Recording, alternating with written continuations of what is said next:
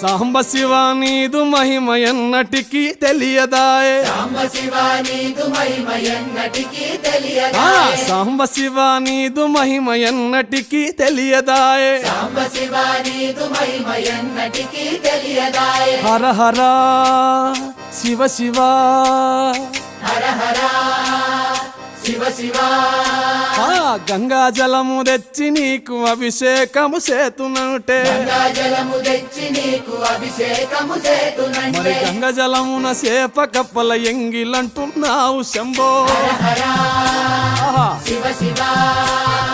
Hara Hara Shiva Shiva